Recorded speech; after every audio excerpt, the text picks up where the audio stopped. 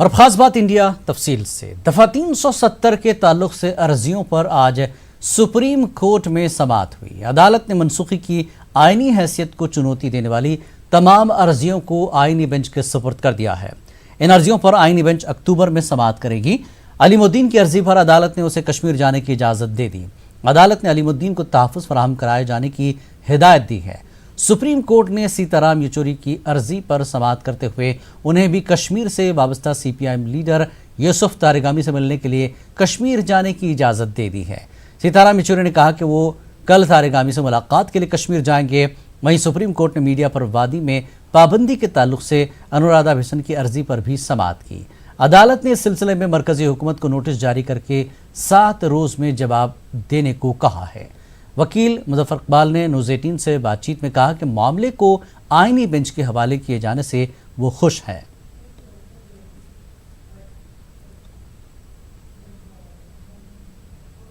370 को लेकर supreme court से एक बड़ी खबर है। फिलहाल सरकार की इस वैधानिकता को तय करेगा। हमारे साथ मुजफ्फर इकबाल साहब हैं। कितना बड़ा फिलहाल ये कदम मानते हैं इकबाल साहब आप सुप्रीम कोर्ट? बहुत बड़ा कदम है कि ये इस वक्त उन्होंने आईनी बेंच को रेफर किया है। हमारे मैटर्स तमाम जितने कनेक्टेड मैटर्स थे उसमें एक मेरा मैटर भी था, तो आईनी बेंच सुनेगा इसको। ये एक बहुत अच्छा शुगून है और अब आईनी बेंच के सामने तमाम जितने हम वकला हैं हम अपने दलाइल रखेंगे और हमारे पास बहुत सारी दलीलें हैं इस आइन के इस शिक को ख़त्म करने के खिलाफ कि गलत तरीका अपनाया गया, उस गलत तरीके को हम चैलेंज। नेशनल कॉन्फ्रेंस की तरफ से कहा जा रहा था कि वहां के अवाम से पूछा नहीं गया और असेंबली जो है वो फिलहाल भंग थी, फिर भी सरकार ने ये फैसला ले लिया। कैसे देखते हैं फिलहाल सुप्रीम कोर्ट का ये कदम? और दूसरा कि सरकार बार बार ये कह रही थी कि हम खुद इस नोटिस को ले लेते हैं, आप नोटिस न जारी करिए क्योंकि इंटरनेशनल लेवल पर इसका बुरा असर पड़ेगा। वो एक बड़ा पिटीफुल आर्गुमेंट था, चीफ साहब ने नहीं माना। अदर साइड ने ये आर्गुमेंट दिया था कि बैरून ममालिक इसका बड़ा असर पड़ेगा, लेकिन वो एक बेजार आर्गुमेंट है कि बैरून ममालिक लोग क्या सोचेंगे उस बुनियादों पे थोड़ा सुप्रीम कोर्ट चलेगा। सुप्रीम कोर्ट तो अपने बनाए हुए तौर तरीकों पे चलेगा और आइन के मुताबिक चलेगा। इकबाल साहब, आप वहीं से ताल्लुक रखते हैं जम्मू कश्मीर से। सरकार ये कह रही है कि हालात फिलहाल सामान्य हैं, लेकिन आप वहीं से रहते हैं, कैसे हालात हैं वहां पर? कितना लोगों को फ्रीडम दिया गया है? कुछ कश्मीर पूरा बंद है, राजौरी पुंछ खुला है, लेकिन खौफ हरास है। राजौरी पुंछ एक बॉर्डर एरिया है, आपको पता है कि वहाँ तो आए दिन पाकिस्तान से फायरिंग होती रहती है। वो लोग तो बेचारे पहले ही बड़ी मुश्किल हालात में रह रहे थे। वो देखेंगे पूरा, जब हालात ठीक होंगे तो लोगों का रवैया आएगा। लेकिन अगर आपको ये लगता है कि हालात ठीक हैं तो फिर आपने फ़ोन क्यों बंद करके रखे हैं? आज सुप्रीम कोर्ट में इतनी पिटीशंस लगी थी कि भाई कम्युनिकेशन जो ब्लॉकेड है इसको हटाया जाए, तो क्यों कम्युनिकेशन ब्लॉकेड है फिर अगर हालात ठीक हैं? तो फिलहाल 5 जजों की संवैधानिक बिल्कुल अब 5 जजों की एक बेंच जो है वो सुनेगी इसको, हम उसके सामने आर्गू करेंगे। तो फिलहाल 370 को लेकर जो याचिकाएं दाखिल की गई थी उन तमाम याचिकाओं को सुप्रीम कोर्ट ने संवैधानिक बेंच को भेज दिया है। अब सरकार के द्वारा लिए गए इस फैसले को 5 जजों की संवैधानिक पीठ तय करेगी और ये देखेगी कि जो फैसला सरकार के द्वारा लिया गया है वो सही है या फिर गलत। कैमरामैन सोनू के साथ सुशील पांडे, न्यूज़ 18 दिल्ली। वहीं सामाजिक कारकुन और वकील तहसीन पूनेवाला ने सुप्रीम कोर्ट के जम्मू कश्मीर से दफा 370 की मनसूखी पर मरकज को नोटिस जारी करने पर खैर मकदम किया। तहसीन पूनेवाला से बात की हमारे नुमाइंदे ने। एक नोटिस जारी करके ये मांग किया गया है कि इस मामले में आप सरकार की वैधानिकता को तय किया जाएगा। कैसे देखते हैं? देखिए, सबसे पहले तो मैं माननीय सुप्रीम कोर्ट का बहुत ज्यादा शुक्रगुजार हूं कि उन्होंने दोनों बैच ऑफ पिटीशंस पे नोटिस इशू किया। जो 370 वाला मामला था वो मेरा मामला नहीं है, मैं तो चाहता हूं 370 हट जाए, लेकिन मेरा जो मामला था रिस्ट्रिक्शंस में था वो 7 दिन के अंदर उस पर सुनवाई होगी और इसके लिए नोटिस इशू है। मैं सुप्रीम कोर्ट का बहुत ज्यादा शुक्रगुजार हूं। सरकार बार बार ये कह रही थी कि हम फॉर्मल नोटिस ले लेते हैं, अगर इस पर नोटिस जारी किया जाता है तो पड़ोसी देश इसका फायदा उठाएंगे। इसको कैसे देखते हैं? हुकूमत ने मेरे ऊपर, मतलब अटॉर्नी जनरल या तुषार मेहता जी, SG, मुझे पता नहीं, मेरे ऊपर व्यक्तिगत टिप्पणी करते हुए कोर्ट में कहा कि मैं टीवी पर यानी कि आप लोगों के साथ हुकूमत के कुछ पॉलिसीज के खिलाफ बोलता हूं। अब ये कोई तर्क हुआ? ये लीगल आर्ग्यूमेंट हुई? ये एडवाइस है हुकूमत से कि जो हमारी आइन है वो कश्मीर में लागू होना चाहिए, कि हमारी आइन लागू नहीं होना चाहिए कश्मीर पे? ये किस तरह का लीगल आर्ग्यूमेंट है? लेकिन सुप्रीम कोर्ट ने एक बड़ी बात कही सीताराम येचुरी के मामले में कि देश के कोने में कोई भी कहीं भी जा सकता है, इस पर उसको फ्रीडम होना चाहिए और सरकार को ये बोला है कि आप उनकी सुविधाओं को देखेंगे। यही तो हमारी पिटिशन है कि आपने 370 हटा दिया, बधाई हो। अब हमारे देश का आईन लगना चाहिए, उसमें रिस्ट्रिक्शंस कैसे हो सकते हैं? जहां आपको अधिकार है कहीं जाने का, मुझे अधिकार है कहीं जाने का, सबको अधिकार होना चाहिए एक सूबे में जाने का। सूबे को आप बंद कैसे कर सकते हो? यही तो पिटिशन है और सुप्रीम कोर्ट ने इसे अपहेल्ड किया है अब तक। जम्मू कश्मीर के गवर्नर सत्यपाल मलिक ने जम्मू कश्मीर के लिए मुलाजिमतों को लेकर बड़ा ऐलान किया है। सत्यपाल मलिक ने कहा कि आइंदा 2-3 माह के दौरान रियासत में 50,000 नौजवानों को रोजगार फराहम किया जाएगा। उन्होंने हुकूमत के मुख्तलिफ इक़दाम का तस्करा किया और कहा कि हुकूमत मेवा काश्तकारों से मेवा भी खरीदेगी। महत्वपूर्ण बात आपसे कहना चाहता हूं जिसको आप जरूर कवर करें।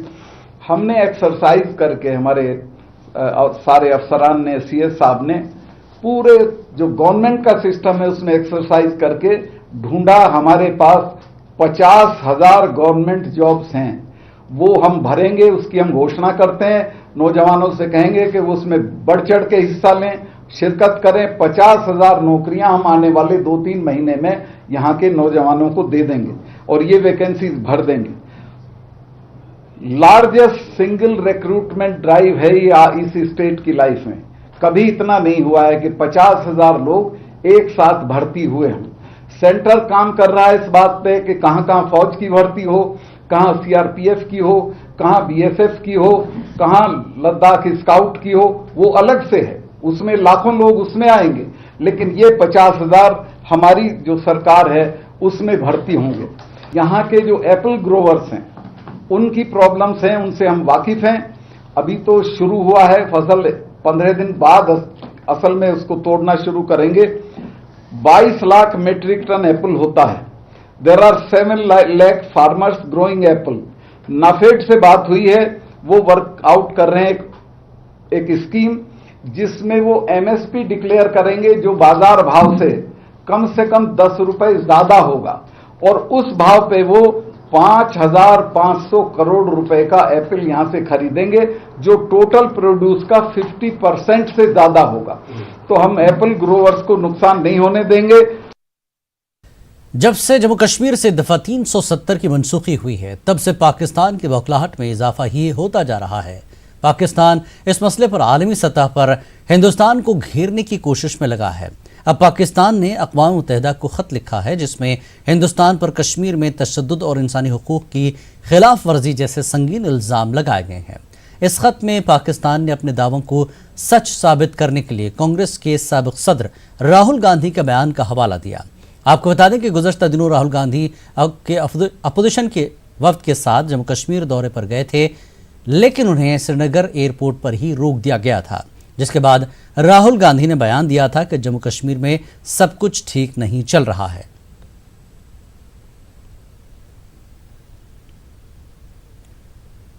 पाकिस्तान हिंदुस्तान के लिए फ़ज़ाई हुदूद मुकम्मल तौर पर बंद करने पर गौर कर रहा है। पाकिस्तानी वज़ीर-ए-आज़म इमरान खान की सदारत में काबीना के इजलास में कश्मीर की सूरत हाल पर बातचीत हुई। मीटिंग के बाद साइंस और टेक्नोलॉजी के वज़ीर फवाद चौधरी ने ट्वीट किया कि पाकिस्तान हिंदुस्तान के लिए फ़ज़ाई हुदूद मुकम्मल तौर पर बंद करने पर गौर कर रहा है। इस बीच पाकिस्तान की जानिब से कराची की फ़ज़ाई हुदूद बंद करने की खबर है। पाकिस्तानी हुकूमत के मुताबिक ऑपरेशनल वजूहात की बिना पर 3 दिनों के लिए कराची फ़ज़ाई हुदूद को बंद किया गया है। उधर हिंदुस्तान का कहना है कि वो सूरत हाल पर नज़र रखे हुए है।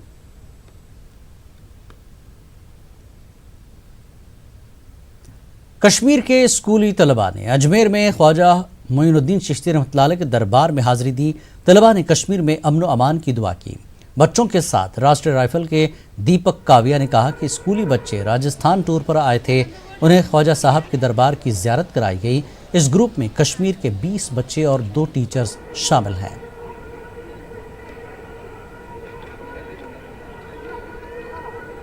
मैं मेजर दीपक कविया राष्ट्रीय राइफल से आया हूँ। मेरे साथ कश्मीरी 20 बच्चों का ग्रुप है जो कि गवर्नमेंट स्कूल से हैं, मच्छल से, कुपवाड़ा से। कश्मीर से राजस्थान देखने के लिए आए हैं और आज अजमेर शरीफ दरगाह में आए हैं ताकि कश्मीर में जल्दी से जल्दी चैन और अमन का माहौल हो और जैसे बाकी भारत के अन्य राज्यों में है वैसा का वैसा कश्मीर भी एक बहुत ही खुशहाल और अल्लाह की दुआ से सब कुछ ठीक हो जाए।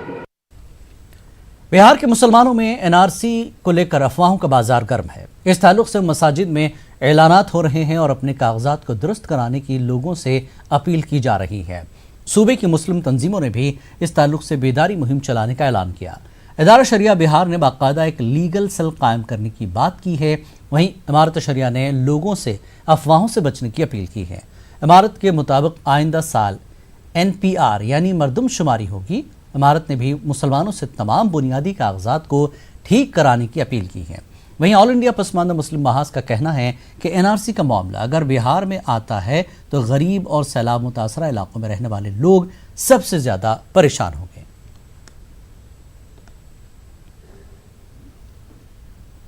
NRC की तकमील में 25 साल लग गए और पूरे इंडिया के NRC का काम, ये क्या आसान काम है। हम समझते हैं कि कोई भी हुकूमत उस तरह का काम नहीं करेगी जिससे यहाँ की आवाम परेशान हो। ज़िम्मेदारों को चाहिए कि वो इस पर निगाह रखें और हुकूमत अगर कोई काम इक़दाम आइंदा सोचती है तो उसको बर वक्त आगाह किया जाए। ये हमारे लीडरों का भी काम है, समाजी तंजीमों का भी काम है। ख़ुद इमारत शरिया ने भी इस मौजू पर गौर व फिक्र के लिए एक मुतय्यना तारीख़ में मीटिंग रखी है और कई मीटिंगें हो चुकी हैं जिसमें मैं ख़ुद शरीक रहा। अभी तक की मालूमात के मुताबिक NRC का ताल्लुक़ आसाम को छोड़कर मुल्क के किसी स्टेट से नहीं है। 2020 के अप्रैल में जो शुरू होने वाला है वो NPR है, वो पॉपुलेशन का रजिस्टर है जो पहले भी होता रहा है, इस बार भी होगा। उसमें लोग अपना नामों का इंदराज सही तौर पर करा लें। चलते किसी को बने देशद्रोही कह देना, किसी को पाकिस्तानी कह देना, किसी को एंटी नेशनल कह देना, ये सब एक फैशन हो गया है। तो वैसी स्थिति में कागज़ पत्तर को ले करके गरीब लोग, खास करके गरीब लोग जो झुग्गी झोपड़ी में रहते हैं, जो इलाका बाढ़ में बराबर ये होता है, उसके यहाँ कोई कागज़ पत्तर होता नहीं। ऑफिस वगैरह का भी जो हाल है, कागज़ पत्तर ठीक से लोग रखते नहीं। तो इस तरह की जो चीज़ें हो रही हैं तो ये लोगों की चिंता है, लेकिन होगा, मुकाबला होगा। और बिहार हम समझते हैं कि बिहार में अगर इस तरह की कोई गड़बड़ी की जाएगी तो बिहार में सब लोग, हिंदू मुसलमान सब लोग खड़ा हो।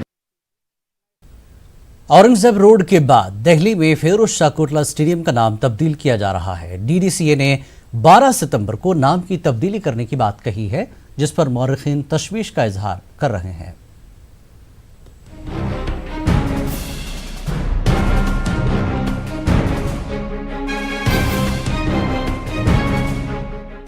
गुज़िश्ता 100 साल से ज्यादा अरसे से दिल्ली के स्टेडियम का नाम फिरोज शाह कोटला स्टेडियम था, लेकिन जल्द ही इसका नाम अरुण जेटली स्टेडियम कर दिया जाएगा। DDCA Delhi district cricket association ने 12 सितंबर को नाम बदलने की बात कही है। मुअर्रिखीन इस मामले पर नाराज हैं और इसे दिल्ली की बदकिस्मती करार दे रहे हैं।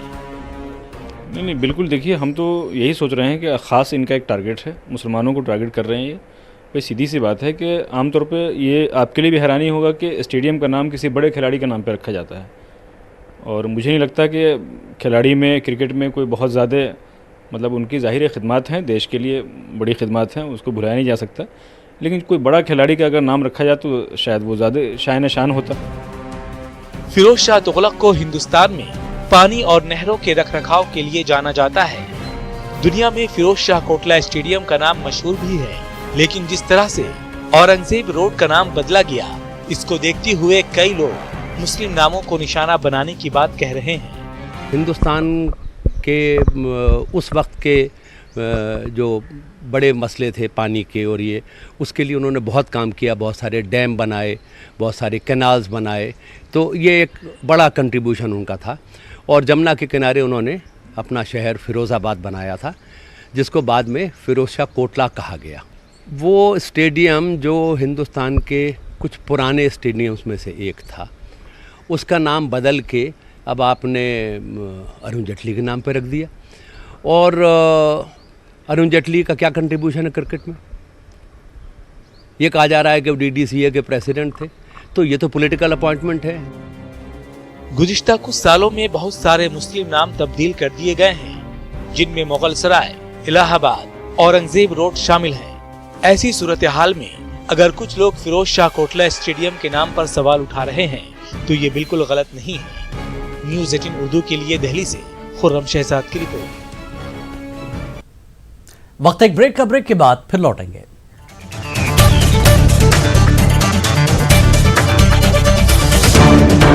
का खैर मकदम। इलाहाबाद में रियासती हुकूमत की तरफ से कायम करदा गौशाला की देखभाल मुस्लिम किसान कर रहे हैं। इस गौशाला में 200 के करीब गाय रखी गई हैं। मकामी इंतजामिया की तरफ से कोई ताउन न मिलने की वजह से बीमार गायों को बचाना मुश्किल हो रहा है। पेश है ये रिपोर्ट।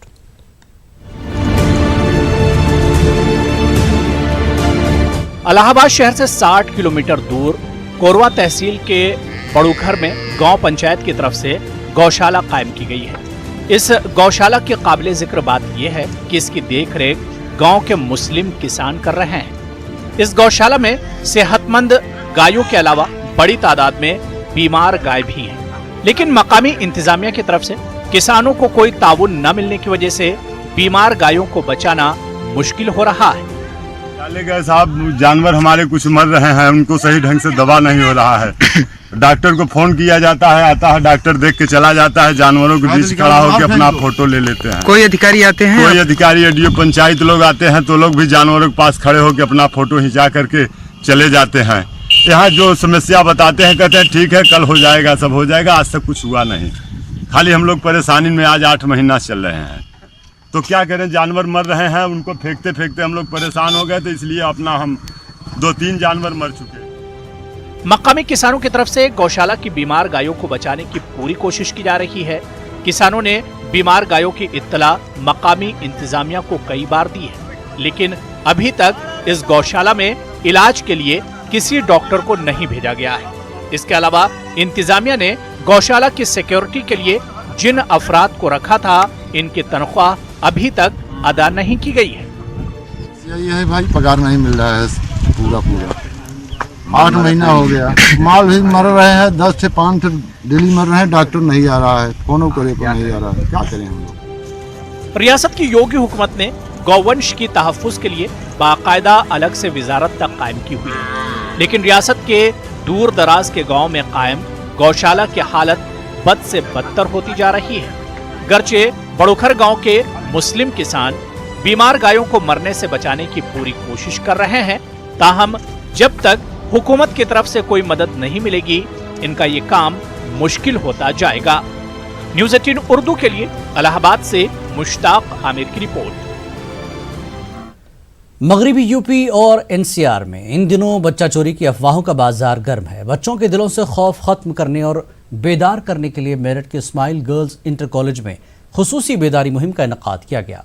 पेश एक रिपोर्ट।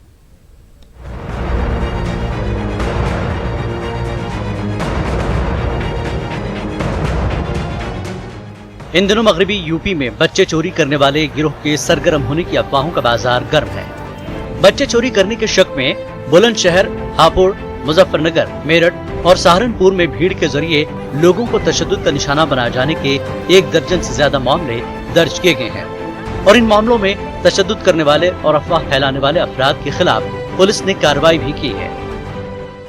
परसों एक भीख मांगने वाले व्यक्ति के ऊपर बच्चा चोरी के शक में कुछ लोगों ने उनके साथ मारपीट किया। इसी प्रकार कल 2 बच्चे गायब हो गए। जैसा कल मैंने आप लोगों को अवगत कराया था, दोनों बच्चे सीसीटीवी फुटेज में देखे गए थे और अकेले जाते हुए दिखे थे और बाद में बच्चे मिल भी गए थे। इस शक पर, दोनों बच्चों के शक पर, जो कि स्वतः गए थे, कोई अपराध नहीं हुआ था, फिर भी एक महिला को घेर कर उसको बच्चा चोरी के शक में उसके साथ बदसलूकी की गई, मारपीट किया गया था। उसमें जो सीसीटीवी फुटेज थे और जो तमाम लोगों ने रिकॉर्डिंग किया था, उसके आधार पर 10 लोगों की आज गिरफ्तारी हुई है महिला की पिटाई में और 3 लोगों की उनकी गिरफ्तारी हुई जिन्होंने एक परसों भिखारी के साथ मारपीट किया था बच्चा चोरी के शक में। इस प्रकार कुल 13 लोगों की गिरफ्तारी किया गया है और आप लोगों के माध्यम से फिर सबको मैं ये सलाह दूंगा कि बच्चा चोरी के शक में अफवाहों पर ध्यान न दें, वास्तविकता की छानबीन करें, वास्तविकता की जानकारी करें, इस तरह की कोई हरकत न करें जिससे अप्रिय स्थिति का सामना करना पड़े। अफवाहों के आधार पर अगर कोई गलत हरकत करेगा, अवैध कार्य करेगा तो उसके विरुद्ध कठोर वैधानिक कार्रवाई सुनिश्चित की जाएगी। बच्चा चोरी की अफवाहों का बाजार गर्म होने और शक की बुनियाद पर लोगों को तशद्दुद का निशाना बनाए जाने के वाकयात के बाद स्कूली बच्चों और खास तौर पर तालिबात में खौफ का माहौल है। ऐसे हालात में अफवाहों से बचने और एहतियात बरतने के लिए मेरठ के इस्माइल गर्ल्स इंटर कॉलेज में बेदारी सेशन का इनेकाद किया जा रहा है। हमने आज प्रेयर में भी और भी एक मुहिम चलाई, सब बच्चों को अवेयर किया और बिल्कुल भी नहीं घबराए, क्योंकि ये जो खबरें होती हैं इसमें से 100 में से 99 झूठ होती है, फेक होती है, लेकिन एक दहशत का माहौल बन जाता है। तो हमने बच्चों से आज कहा भी कि अपने घर वालों को भी अच्छे से समझाएं, घबराएं नहीं। और हम बाहर भी हमारे यहाँ CC कैमरे लगे हुए, हमको ये बताया गया है कि सुमसाम रास्ते में नहीं जाना चाहिए और अगर हमें कोई परेशान कर रहा है तो अपने आसपास के लोगों से कहना चाहिए और इन अफवाहों पे ध्यान नहीं देना चाहिए। हमें जब भी आना चाहिए कॉलेज से ग्रुप बना कर आना चाहिए, अगर है ना टीचर से बताना चाहिए अगर कोई हमें मिलता है, या फिर है ना हमें पुलिस में बोलना चाहिए, हमें इत्यादि बरतनी चाहिए। चोटी कटवा और बच्चा चोरी जैसी अफवाहें जंगल में आग की तरह फैलती हैं और लोगों में एक दहशत का माहौल बन जाता है। इन हालात में बेगुनाह अफराद भी शक की बुनियाद पर कई मर्तबा हुजूमी तशद्दुद का शिकार हो जाते हैं। ऐसे में अफवाहों को रोकने के लिए लोगों को बेदार करना जरूरी है। न्यूज़ 18 के लिए तंजीर अंसार की रिपोर्ट। वक्त एक और ब्रेक का, ब्रेक के बाद फिर लौटेंगे।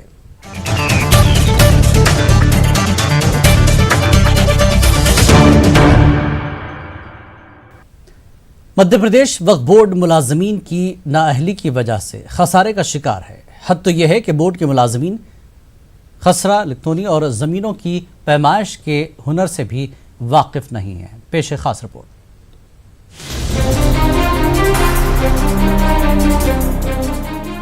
मध्य प्रदेश वक्फ बोर्ड का कयाम 1961 में अमल में आया था। 1961 से अब तक मध्य प्रदेश में न जाने कितनी सरकारें आईं और गईं, लेकिन बोर्ड खस्ता हाली के दलदल से निकलकर तरक्की की नई इबारत रकम नहीं कर सका। न्यूज़ 18 उर्दू ने जब इसकी वजूहात जानने की कोशिश की तो पता चला कि बोर्ड में तकर्रुरी का कोई ज़ाबिता ही नहीं है। जो भी सरकार आती है वो अपने हम ख्याल लोगों का बोर्ड बनाती है और बोर्ड के चेयरमैन ऐसे लोगों का तकर्रुर करते हैं जो इसके हम ख्याल तो होते हैं, लेकिन बोर्ड की जरूरत से इन्हें कोई ताल्लुक नहीं होता है। यही वजह है कि बोर्ड में ऐसे मुलाजमीन की एक फौज जमा हो गई है जो यही नहीं जानती कि जमीन की पैमाइश क्या होती है, जमीन के कागजात खुसरा खतूनी कैसे देखे जाते हैं और जमीनों का रकबा कैसे निकाला जाता है। बोर्ड में नाअहल मुलाजमीन की फौज और इससे होने वाले नुकसान को लेकर समाजी तंजीमें बार बार बोर्ड की तवज्जो मबजूल कराती थी, लेकिन बोर्ड ने कभी इस जानिब संजीदगी से गौर ही नहीं किया। क्या कहते हैं समाजी तंजीम के जिम्मेदार, आप भी सुनिए। बड़ा मजाक है मुसलमानों के साथ और अक़लियतों के साथ कि वक्फ बोर्ड के अंदर ऐसा एक भी एम्प्लॉय नहीं है जिसे ज़मीन सी जायदाद की मकानों की पैमाइश से खतरे से खतौनी से क्या क्या चीज़ होती है उन्हें पता ही नहीं है। और जब इतना बड़ा मजाक है तो कितना नुकसान आज तक वक्फ बोर्ड को पहुंचाया गया। भोपाल की बात नहीं हो रही, मध्य प्रदेश की बात नहीं हो रही, ये पूरे हिंदुस्तान में वक्फ की प्रॉपर्टीज का इसी तरीके से मजाक बना के और जो वक्फ की प्रॉपर्टियां खुर्द-बुर्द करी गई उसमें बहुत बड़ा हाथ इसी बात। बोर्ड मुलाजमीन की नाअहली के ताल्लुक से जब MP वक्फ बोर्ड के एडमिनिस्ट्रेटर से न्यूज़ 18 उर्दू ने बात की तो उन्होंने भी इस बात को तस्लीम किया कि बोर्ड के मुलाजमीन इस मामले में नाअहल हैं। वक्फ बोर्ड में सारा काम जमीनों का होता है, लेकिन बोर्ड के मुलाजमीन जमीनों की पैमाइश और नक्शा तक देखने के हुनर से वाकिफ नहीं है। क्या कहते हैं बोर्ड के एडमिनिस्ट्रेटर, आप खुद सुनिए। यहाँ ये पता नहीं क्यों शुरू से चला आ रहा है कि ये तरीका एकदम गलत है और इसमें सुधार होना चाहिए। इस सुधार से काफ़ी कुछ इम्प्रूवमेंट होगा। इसके अलावा जो वक्फ बोर्ड में पूरा जायदाद से जुड़ा हुआ मामला है जिसमें इनका सीधा ताल्लुक रेवेन्यू रिकॉर्ड से होता है, पटवारी का जो लैंड रिकॉर्ड है या रेवेन्यू रिकॉर्ड है उससे होता है, और यहाँ के कर्मचारी बिल्कुल भी लैंड रिकॉर्ड्स के बारे में ABCD भी नहीं जानते। मिसल बंदोबस्त क्या होता है, रिकॉर्ड ऑफ राइट्स क्या है, तो इसकी उस ट्रेनिंग में हम ये भी शामिल कर रहे हैं कि इनको पूरे लैंड रिकॉर्ड की एक पूरी तफसील से इनको एक ट्रेनिंग दी जाएगी और इनको नोट सर्कुलेट किए जाएंगे और कोशिश करेंगे कि इनसे उसका फीडबैक मिले। वक्फ बोर्ड ने अपने मुलाजमीन की नाअहली को दूर करने के लिए पहली बार मुलाजमीन की तरबियत का प्रोग्राम तरतीब देने का फैसला किया है ताकि मुलाजमीन को जमीनों की पैमाइश और बोर्ड की दूसरी जरूरत के मुताबिक तैयार किया जा सके। यही नहीं, बोर्ड में फाइलिंग सिस्टम का भी बाकायदा कोई निजाम नहीं है। अगर कोई शख्स जमीन को लेकर शिकायत करता है तो उन शिकायतों पर कई कई साल तक समाअत नहीं होती है। न्यूज़ 18 उर्दू के लिए भोपाल से मेहताब आलम की रिपोर्ट। मुहर्रम का चांद नमूदार होने के साथ ही अज़ाखानों में मजालिस का सिलसिला शुरू हो जाता है। इसी के साथ ही शहरों में तारीखी जुलूस, अलम और जुलजनाह भी बरामद होते हैं। मेरठ में भी मुख्तलिफ इमाम बारगाहों में अशर मुहर्रम के सिलसिले में मजालिस का इनकाद किया जाता है। इसी सिलसिले में शहर के मुख्तलिफ इलाकों जैदी नगर सोसाइटी, जहदान, उर्वा, फयाज अली, घंटा घर, वक्फ इमाम बारगाहों और अब्दुल्लापुर की इंतज़ामिया कमेटियों की तैयारियों का सिलसिला भी मुकम्मल हो गया है और मुहर्रम कमेटियों के जरिए इंतजामात का जायजा लिया जा रहा है।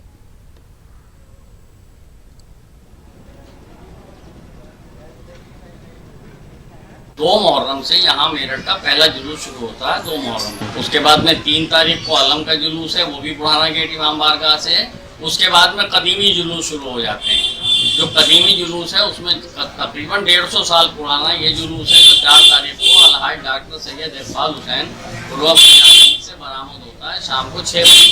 और यहाँ के मेरठ के 3 जुलूस जो सबसे कदीमी हैं, जो 100 साल 150 साल से पुराने हैं, जिनकी तारीख जो है मिलती है, और वो 4 और 5 और 6, और उसके बाद में जो है 10 मुहर्रम का जुलूस, ये बहुत कदीमी है। झारखंड अक़लियती कमीशन के दफ्तर में आज मीटिंग का एहतमाम किया गया, जिसमें महकमे फलाह के अफसरान के साथ साथ हज कमेटी और वक्फ बोर्ड के CEO भी शामिल हुए। इस मौके पर कमीशन के चेयरमैन ने अक़लियती मनसूबों के नफाज के ताल्लुक से जायजा लिया गया। साथ ही वक्फ बोर्ड और हज कमेटी के मौज़ूआत पर भी बातचीत की गई। मीटिंग में कमीशन के सभी 3 नायब चेयरमैन भी मौजूद थे। जहाँ तक हज कमेटी और वक्फ बोर्ड को भी हमने बुलाया है और कल्याण विभाग को भी बुलाया है। ये सब कि बढ़िया ढंग से हज कमेटी भी चले और बढ़िया ढंग से वक्फ बोर्ड भी आपका चले। अब जहाँ तक है कि 1-2 महीना में शायद वक्फ बोर्ड का भी कार्यकाल पूरा होना है। अगर चुनाव के पहले कार्यकाल पहले ही आपका होगा तो हम लोग प्रयास करेंगे कि माननीय मुख्यमंत्री जी वक्फ बोर्ड भी आपका बढ़िया से गठन कर दे, तो दोनों संस्था ये आपका अच्छे ढंग से चल सके।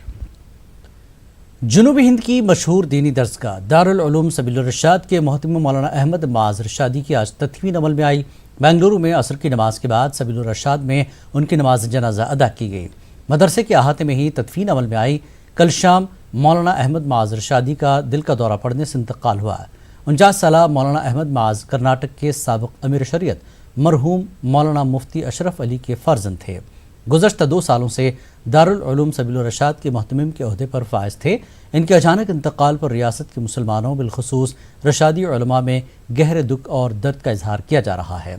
वज़रे के दारुल उलूम सबील रशाद के फ़ारिग़ीन दुनिया के कोने कोने में फैले हुए हैं।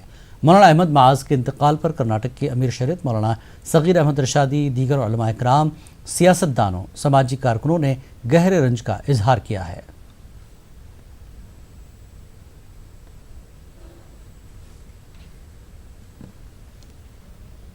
से कुछ ज़ायद इनके एहतमाम का ज़माना गुज़रा। बहुत ही इत्मीनान और सुकून के साथ ये दौर गुज़रा। मेरे साथ बहुत ही ज़्यादा अज़मत का, एहतराम का सलूक करते थे। जो कुछ भी हमको मिला इसी घराने और इसी चौकट की भीख है। बहुत बड़ा हम खला और नुकसान समझते हैं, लेकिन अल्लाह रब्बुल इज़्ज़त हर दौर में अल्लाह की मददें साथ रही हैं। ज़रूर इंशाअल्लाह मदरसे के और तरक्की के असबाब अल्लाह मुहैया करेंगे। ख़ुद हज़रत ही के ख़ानदान में वैसे अफराद, वैसी शख्सियतें अल्लाह ने रखा है। आज जिस दौर से हिंदुस्तान गुज़र रहा है, इस दौर में जो है हज़रत अहमद माज रशादी साहब की सख्त ज़रूरत थी। हज़रत अमीर शरीयत दुम के बाद जो है जो खला पैदा हो गई थी उसे आपने पुर किया। मदरसे के निज़ाम को भी काफ़ी अच्छे तरीके से संभाला आपने। महाराष्ट्र स्टेट उर्दू साहित्य अकादमी की जानिब से उर्दू ज़बान और अदब में नुमाया खदमात अंजाम देने वालों की हौसला अफजाई के लिए साल 2017-18 के लिए अवार्ड्स का ऐलान किया गया है। ये अवार्ड पाने वालों में औरंगाबाद शहर के 10 मुहिब्बान उर्दू शामिल हैं जो मुख्तलिफ शोबों में अपनी खिदमात अंजाम दे रहे हैं। औरंगाबाद शहर के हिस्से में 10 अवार्ड आने पर अदबी और तालीमी हलकों में मसरत का इजहार किया जा रहा है। पेश रिपोर्ट।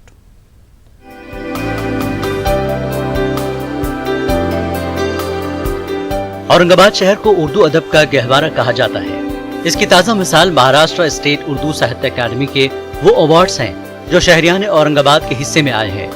रियासती हुकूमत की मौलाना फहरिस्त के मुताबिक उर्दू की हवाजहत तरक्की के लिए जिन मुहिब्बान उर्दू को अवार्ड के लिए नामजद किया गया, इनमें औरंगाबाद के 4 अफराद शामिल हैं जिनमें सर फहरिस्त मिर्जा अब्दुल क़य्यूम नदवी हैं।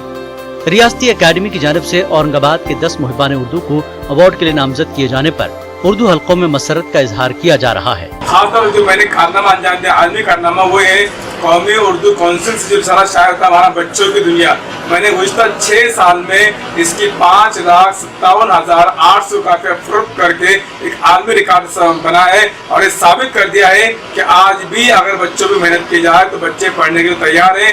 आज भी आपको नया कालीन मिल जाएगा। मैं समझता हूँ कि इसी मेरे कोशिशों को देखते हुए रियासत उर्दू अकादमी ने मुझे अवार्ड दिया है। औरंगाबाद में उर्दू की फायदाओं खिदमत के सिलसिले में जो कोई भी मेरी खिदमत रही है, उस सिलसिले में उर्दू अकादमी महाराष्ट्र मुझे इज़्ज़त से नवाजा है, तो इसके मशहूर हूँ। वैसे तो मैं लिखता रहता हूँ। मेरी 2 किताबें इससे पहले आ चुकी है, मेरा शहर मेरे लोग। इसमें मैंने औरंगाबाद की तकरीबन 40 शख्सियात पर मज़ामीन लिखे हैं, बहुत पसंद किया गया है। इनाम याफ्तागान और एवार्ड याफ्तागान वो काबिल कदर हैं, खुश नसीब हैं और उनको मैं तहे दिल से मुबारकबाद पेश करता हूँ। उर्दू अदब, साइंस, फिक्शन और तारीख पर औरंगाबाद शहर में गैर मामूली काम हो रहा है। इस बात का अंदाजा इस बात से लगाया जा सकता है कि तहकीक व तनकीद और साइंसी अदब के मैदान में 5 अदीबों की किताबों को अवार्ड के लिए मुंतखब किया गया। ये लोग मुख्तलिफ तालीमी इदारों से वाबस्ता हैं और अपने तई उर्दू की खिदमात में मसरूफ हैं। शहर में अवार्ड याफ्तगान की गुलपोशियों और तहनीत का सिलसिला जारी है। 2017 का जो साइंस और टेक्नोलॉजी का ज़िम्मेदार था या उसकी जो कैटेगरी थी, उसमें हमारी किताब साइंसी रिदा को अवार्ड से नवाजा गया है। मैं उर्दू अकादमी और उसके ज़िम्मेदारों का बहुत ममनून और मशकूर हूँ कि उन्होंने इस काबिल समझा। अपने असातिज़ा की मेहनत, वालिदैन की दुआओं के ज़रिए से मेरी जो तालीम मुकम्मल होती रही है, तो इस सिलसिले में मैं कुछ मज़ामीन लिखता रहा हूँ। इन्हीं मज़ामीन के हवाले से मेरी जो दूसरी किताब थी दरीचा के नाम से, तो इस किताब को जो है महाराष्ट्र उर्दू अकादमी ने इनाम से नवाजा है और 2017 के इनामात में इस किताब को भी शामिल किया है। महाराष्ट्र उर्दू साहित्य अकादमी की जानिब से अभी अवार्ड्स का ऐलान किया गया है। जल्द ही रियासत के वज़ीर आला देवेंद्र फडणवीस की मौजूदगी में एक शायान शान तकरीब में अवार्ड्स तकसीम किए जाएंगे। इस बात की जानकारी उर्दू साहित्य अकादमी के चेयरमैन डॉक्टर अहमद राना ने दी। न्यूज़ 18 उर्दू के लिए औरंगाबाद से अजहरुद्दीन की रिपोर्ट। हुकूमत महाराष्ट्र में वज़ीर तालीम आशीष अलार ने 1100 से ज़्यादा मुस्लिम तलबा व तालिबात को तालीमी इमदाद फराहम की। मुंबई में मुनक़्क़िद एक तकरीब में आशीष अलार ने मुसलमानों को तालीम का दामन मजबूती से थामने का मशवरा दिया।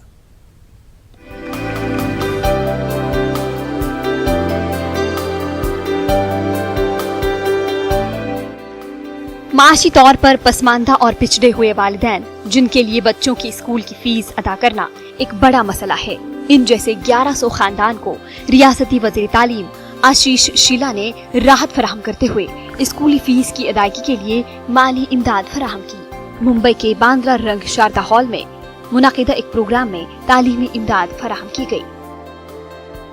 गरीब और सामान्य परिवार से जन्मे हुए व्यक्ति को अपने बच्चों को पढ़ाना ये कितना तकलीफदायक है मैं जानता हूं। आज तो स्कूल एजुकेशन मिनिस्टर भी हूं और उसके कारण बहुत सारे स्कॉलरशिप्स भी मैं देता हूं, लेकिन जब मैं बांद्रा का एमएलए सिर्फ था तब मैंने तय किया कि अक़लियत के मेरे बच्चों को अगर ठीक ठाक शिक्षा मिली तो अगली जनरेशन जो है वो अच्छे काम करने वाली होगी। जो मोदी जी ने नारा दिया है पढ़ेगा भारत तब बढ़ेगा भारत, और आगे चलकर मोदी जी ने कहा अपने प्रधानमंत्री जी ने कहा सबका साथ, सबका विकास और सबका विश्वास, अक़लियत का विश्वास लेकर इस देश को हमको आगे बढ़ाना है। मैं अवामी उर्दू हाई स्कूल में पढ़ती हूँ। मुझे स्कॉलरशिप की ज़रूरत थी तो मुझे आशीष शेलार जी ने मेरी बहुत मदद की। मैं उनकी बहुत बड़ी फ़ैन हूँ। मुझे स्कॉलरशिप की ज़रूरत थी तो आशीष शेलार ने मुझे चेक दिया, बहुत ज़रूरत थी। मौलाना आज़ाद अक़लियती मालियाती कॉरपोरेशन की जानिब से की गई मदद से बांद्रा और अतराफ के इलाकों में गरीब तलबा व तालिबात और इनके अहले खाना की माली हालत का सर्वे अमल में आया, जिसके बाद इनकी माली हालत के पेश नज़र इन्हें माली इमदाद फराहम की गई। देखिए, ऐसा है कि मौलाना आज़ाद कॉरपोरेशन के माध्यम से और यहाँ के हमारे जो एमएलए है एडवोकेट आशीष शेलार, जो शिक्षा मंत्री भी हैं, उनसे हमने बात करके जिन बच्चों को मौलाना आज़ाद मदद नहीं कर सकता है तो हमने इस तरीके से अलग एक सिस्टम बैठाया है। बांद्रा में रह रहे जो अक़लियती समाज के बच्चे हैं, जो पढ़ने में बहुत ज़हीन है लेकिन पैसों की किल्लत की वजह से उनकी फैमिली अपने बच्चों को ठीक ढंग से आला तालीम नहीं दे सकती है, उन बच्चों को, ऐसे 1200 बच्चों को स्कॉलरशिप देने का आज हमने प्रोग्राम रखा है। मुंबई के स्लम इलाकों और झुग्गी झोपड़ियों में बसने वाली गरीब आबादी के लिए अपने बच्चों के मेयारी तालीम के लिए माकूल फीस का इंतजाम मुश्किल होता है। ऐसे में इन्हें सरकारी व गैर सरकारी इदारों की जरूरत पड़ती है। न्यूज़ 18 उर्दू के लिए मुंबई से महिउद्दीन की रिपोर्ट। इस वक्त दिल्ली से एक बड़ी खबर आ रही है। कारी अवैस के हुजूमी तशद्दुद में कत्ल का मामला। आप एमएलए अमानतुल्लाह खान का कोतवाली थाने में धरना। कैराना एमएलए नाहिद हुसैन भी धरने में शामिल। 304 की बजाय दफा 302 के तहत मामला दर्ज करने की मांग की जा रही है और कारी अवैस के अहले खाना भी इस धरने में शामिल है। बड़ी खबर दिल्ली से। कारी अवैस के हुजूमी तशद्दुद कत्ल मामले को लेकर आप एमएलए अमानतुल्लाह खान का कोतवाली थाने में धरना। कैराना एमएलए नाहिद हुसैन भी धरने में शामिल। 304 के बजाय दफा 302 के तहत मामला दर्ज करने की मांग की जा रही है कोतवाली थाने में और कारी अवैस के अहले खाना भी धरने में शामिल है। आप एमएलए अमानतुल्लाह खान, कैराना एमएलए नाहिद हुसैन और कारी अवैस के अहले खाना धरना दे रहे हैं और मांग की जा रही है कि कारी अवैस के हुजूमी तशद्दुद कत्ल मामले में 304 के बजाय दफा 302 के तहत मामला दर्ज करने की मांग की गई है और धरना हो रहा है कोतवाली थाने में। आप एमएलए और कैराना एमएलए अमानतुल्लाह खान और नाहिद हुसैन इस वक्त धरने में शामिल और साथ ही कारी अवैस के अहले खाना भी इस धरने में शामिल है। मांग की जा रही है कि कारी अवैस हुजूमी तशद्दुद कत्ल मामले 304 के बजाय दफा 302 के तहत मामला दर्ज किया जाए। खास बात इंडिया में एक बार फिर आपका खैर मकदम। जम्मू कश्मीर के काला पुलिस अफसर इम्तियाज़ हुसैन ने BBC, अल जज़ीरा और न्यूयॉर्क टाइम्स जैसे बैनुल-अक़वामी मीडिया इदारों की सख्त तनकीद की है। इम्तियाज़ हुसैन ने पूछा कि ये मीडिया इदारे दहशतगर्दों के हाथों हलाकतों पर खामोश क्यों हैं। पुलिस अफसर ने बैनुल-अक़वामी मीडिया के एक सेक्शन पर इल्ज़ाम लगाया कि ये हिंदुस्तान मुखालिफ बयानबाजी कर रहे हैं। उन्होंने कहा कि ख़ास तौर से जम्मू कश्मीर से दफ़ा 370 को हटाने के मरकज़ के फैसले के बाद बैनुल-अक़वामी मीडिया ने इस तरह की बयानबाजी शुरू की है।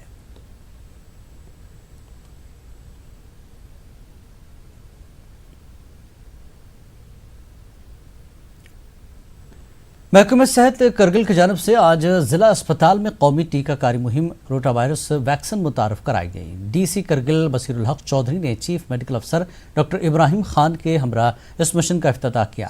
DC करगिल ने OPD में मरीजों से मुलाकात की और उन्हें फराहम की जा रही सहूलियात के बारे में जानकारी हासिल की।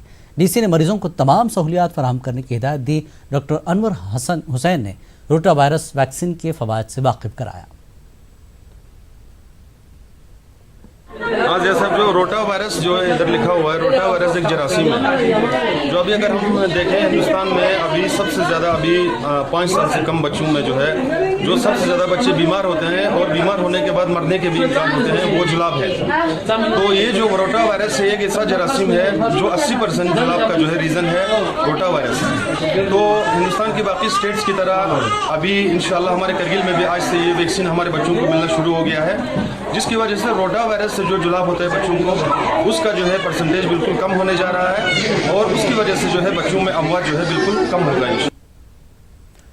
ज़कात मजहब इस्लाम का एक ऐसा रुकन है जो समाज में इंसाफ मसावात को कायम करता है। शहर गुलिस्तान बेंगलुरु में ज़कात के जरिए गरीब यतीम लड़कियों की शादियां अंजाम दी जा रही हैं। देखिए खास रिपोर्ट।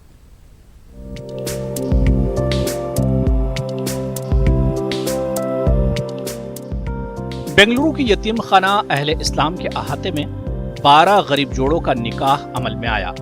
इज्तिमाई शादियों की तकरीब ज़कात से हासिल होने वाली रकम से अंजाम पाई। शहर के मारूफ समाजी कारकुन तज़ीन उमर की सरपरस्ती में कायम ह्यूमन टच नामी तंजीम गुज़श्ता कई सालों से इस कार्य खैर को अंजाम दे रही है। ये तकरीब वसीतर इंतजामात के साथ मुनक्किद होती है। निकाह खानी के साथ दूल्हा दुल्हन की नई जिंदगी के लिए दरकार साजो सामान भी यहाँ दिया जाता है। ह्यूमन टच ट्रस्ट की जो ज़कात कलेक्शन रमज़ान में होती है, उस फंड से ये बार इंतज़ाम किया गया है। ये बच्चे हैं ना, इसमें आज 12 निकाह जो हो रहे हैं, इसमें 3 बच्चे यतीम बच्चियाँ हैं और ये बच्चा है ना मुख्तलिफ इलाक़ों से आए हैं। डीजे हल्ली, गोरीपालिया और अनंतपुर से आए हैं। या उनकी ज़िंदगी शुरू करने के लिए उनके लिए थोड़ा घर का सामान दे रहे हैं, बीरू, पलंग, बर्तन, मिक्सी। ह्यूमन टच तंजीम के तहत बेंगलुरु में अब तक 1800 के करीब गरीब जोड़ों का निकाह हुआ है। इनमें ज्यादातर शादियां ज़कात से हासिल होने वाली रकम से अंजाम पाई है। इस समाजी खिदमत की हर जानिब से सताइश हो रही है। बहुत खुशी होती है जब हम लोग आके ये ऑर्गेनाइज करते हैं और इतने फैमिलीज़ का घर बसता है। ये देख के हमें खुशी होती है क्योंकि बाहर हम लोग देखते हैं बहुत सारे लोग कर्ज में डूब जाते हैं निकाह के लिए, शादियों में के लिए जहेज़ दे के सब। तो यहाँ आके सिंपल ब्यूटीफुल वेडिंग, इतनी बरकत, इतना ब्यूटीफुल लगता है। माशाल्लाह इन्होंने बोला कि 1800 निकाह हुए हैं। कभी जिक्र ही नहीं हुआ कि बेंगलोर में ऐसा निकाह हो रहा है, लोगों से कितनी मदद हो रही है। ये कभी बाहर नहीं आती, तो मुझे बस कोई रिलेटिव से पता चला कि ऐसा निकाह हो रहा है, तो नहीं जाके देखना चाहिए। हमारी मौजूदगी से उन लोगों को भी अच्छा लगेगा एंड सब लोगों को पता चलेगा और आगे बढ़ के इन लोगों की भी मदद करेंगे। हमारे माशरे में तब्दीली लाने के लिए ज़कात फ़ंड को ऐसे इस्तेमाल करें कि हमारे बच्चों का पढ़ाई भी हो और उनका निकाह भी हो और उसमें हमारी सोसाइटी में चेंज आए। मौजूदा दौर में गरीबी और अमीरी के दरमियान फासला बढ़ता ही जा रहा है। इस फासले को खत्म करने का एक अहम जरिया ज़कात है। लिहाजा बेंगलुरु ज़कात के रकम से गरीब खानदानों को राहत पहुंचाने की कोशिश जारी है। न्यूज़ 18 उर्दू के लिए बेंगलुरु से रऊफ अहमद की रिपोर्ट।